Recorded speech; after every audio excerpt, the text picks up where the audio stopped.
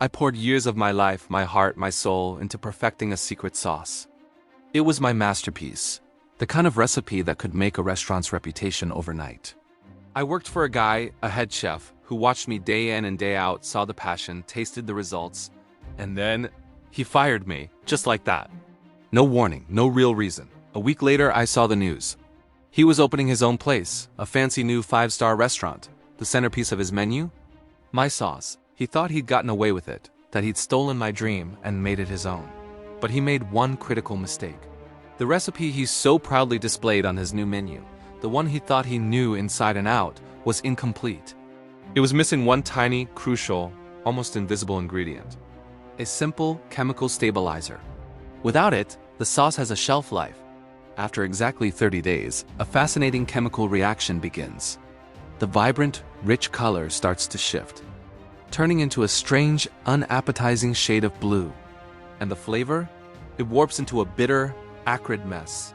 So, as he planned his grand opening, I just watched the calendar. Happy grand opening, chef. I hope your first month was everything you dreamed of. This isn't just a story about revenge. It's a masterclass in what I call time sabotage. It's not about a quick, angry reaction. It's about patience. It's about letting the consequences of someone's actions unfold naturally on a preset timer. Imagine the scene. The restaurant is buzzing for the first few weeks. 5-star reviews are rolling in. Critics are raving about this revolutionary new sauce. The chef is on top of the world, feeling like a genius, like he's pulled off the perfect culinary heist. He's ordering ingredients in bulk, prepping massive batches of my sauce, filling his walk-in cooler, completely oblivious to the ticking time bomb sitting on his shelves. He doesn't know that his success has an expiration date, 30 days. That's the magic number. It was long enough for him to get comfortable, to build up a reputation, to have his name and his restaurant's name plastered everywhere alongside praise for my creation. That's what makes the fall so much sweeter. It's not about me pushing him off the ledge. It's about him building his pedestal on a foundation that I knew would crumble. This whole situation highlights a concept I call the knowledge gap. The chef had the list of ingredients, the measurements, the basic steps. He saw me make it 100 times. But he never understood the how, or more importantly, the why. Why that specific type of vinegar? Why a particular cooking temperature held for a precise number of minutes? And most critically, why that one seemingly insignificant pinch of a stabilizer? Owning the what makes you a cook, understanding the why makes you a chef. He was a thief, not a creator. He could replicate the steps, but he couldn't troubleshoot, he couldn't innovate, and he certainly couldn't see the trap I had laid in plain sight. That stabilizer wasn't just for show. It prevented the natural enzymatic breakdown that occurs in one of the key botanicals I used. Without it, the sauce's pH balance slowly goes haywire, and that's what triggers the color change and the bitterness. It's pure food science. He stole a recipe, but he didn't steal the years of research, the failed experiments, and the deep scientific understanding behind it. That knowledge was mine and mine alone.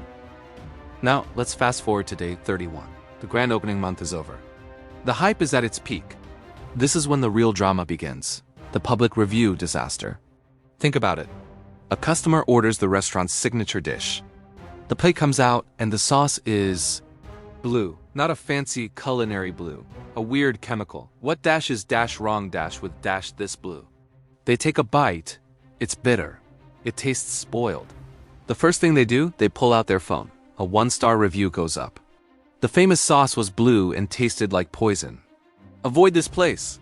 Then another table gets their food. Same thing. Another 1-star review. Then another. It's a cascade. The kitchen is in chaos. The chef is probably screaming at his line cooks, who are just as confused. They're looking at the same ingredients they used yesterday. They're following the same recipe. They can't understand what's happening, but the damage is done. Online, the restaurant's 5-star rating plummets to a 2.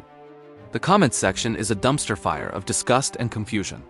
Food bloggers who were singing his praises a week ago are now writing dramatic updates about the sudden, catastrophic drop in quality.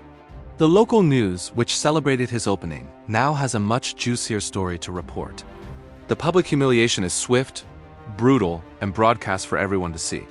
This is the beauty of the incompetence trap. I didn't have to break into his kitchen or badmouth him to the press. I just had to let his own ignorance do the work for me. He was trapped by his lack of knowledge.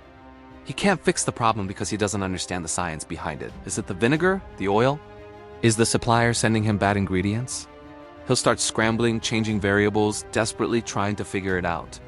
But every new batch he makes without the stabilizer will suffer the exact same fate. He might try to tweak the recipe, but he's just blindly guessing. He'll waste thousands of dollars on ingredients, countless hours in the kitchen, and all he'll produce is more bitter blue sauce.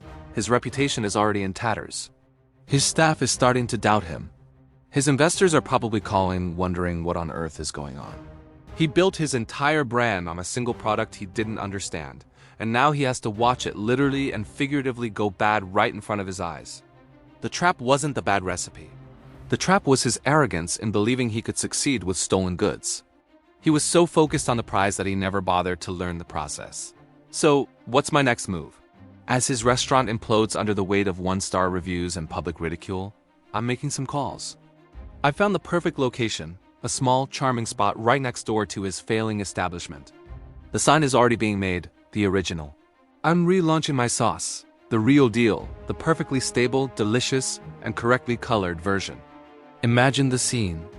People are walking away from his restaurant in disgust, and they look next door and see a sign advertising the original version of the very sauce that just betrayed them. The story is already out there, spreading like wildfire through the local food community. They know he's a fraud. They know the recipe was stolen. And now, they have a chance to taste the authentic creation from the actual creator. I won't need a massive marketing budget. My marketing is his failure. Every angry review for his place is an advertisement for mine. Every customer he disappointed is a potential customer for me. He didn't just steal my sauce. He created the perfect comeback story for me. While he's dealing with health inspectors and furious patrons, I'll be serving up perfection, one plate at a time. The final, most delicious revenge isn't just seeing him fail. It's building my own towering success right on the ashes of his deception. This entire saga is a testament to intellectual property, even in a kitchen. A recipe isn't just a list of words. It's the culmination of experience, knowledge, and countless hours of trial and error. When he stole my recipe, he thought he was taking a shortcut to success. But shortcuts have a funny way of leading you off a cliff. He disrespected my craft, and in the end, that disrespect was his undoing. My new restaurant won't just be about food. It will be a symbol of authenticity. It will be a place where the story behind the food matters as much as the flavor itself. People don't just buy a product, they buy into a story.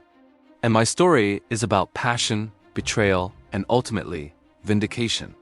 Every jar of sauce I sell will be a reminder that you can't steal a soul, you can't copy passion, and you definitely can't succeed with a lie, especially when that lie is designed to self-destruct. The best revenge, as they say, is not just living well, but thriving while the person who wronged you has to watch, knowing they single-handedly caused their own demise. And the best part? I'll probably send him a complimentary jar of my sauce on his closing day. A little parting gift. Thank you so much for listening to my story. It's been a wild ride, but one I wouldn't change for anything. If you enjoyed this, please hit that like button and subscribe for more tales from the world of culinary chaos and sweet, sweet justice.